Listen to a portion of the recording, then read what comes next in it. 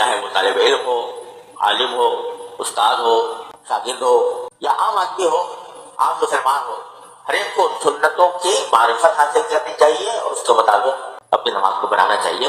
یہ پہلا قدم ہے خشوع حاصل کرنے کی طرف. اسی میں یہ بات بھی داخل ہے کہ اعضاء جب نماز میں ہو تو اعضاء میں حرکت نہ ہو. جتنا آدمی بے حرکت کھڑا ہوگا اتنا ہی خشوع حاصل ہوگا. وقوموا للہ قانتین، قرآن کریم فرماتا ہے اللہ کے سامنے جب کھڑے ہو تو قانت بن کر کھڑے ہو.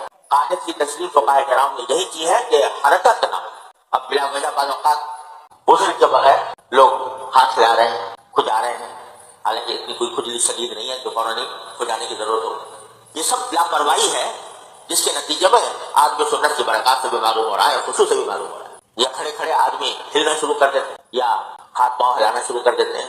یہ ساری باتیں جو ہیں یہ سنت کے بھی خلاف اور خشوع کو فوت کرنے والی ہیں، جن کے نتیجے میں آدمی خشوع سے معلوم ہو جاتا ہے. تو خشوع کا پہلا قدم جس کو خضوع بھی کہتے ہیں غور سے، وہ یہ ہے کہ اعضاء نماز کے اندر سنت کی حیات پر رہیں اور ان میں حرکت نہ ہو.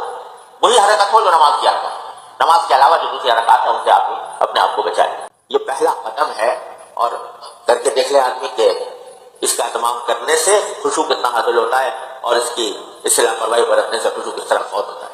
اسی طرح بلکہ علماء کرام نے یہ بھی فرمایا ہے تجربہ کرنے کے بعد کہ یہ خشوع کی کا آغاز ہوتا ہے در حقیقت وضو سے، کہ جب وضو کر رہا ہے آدمی تو اس وقت بھی کہا گیا ہے کہ دنیا کی باتیں نہ کرو بلکہ وضو کی طرف متوجہ ہو کر وضو کرو. اعضاء صحیح طریقے سے دھو.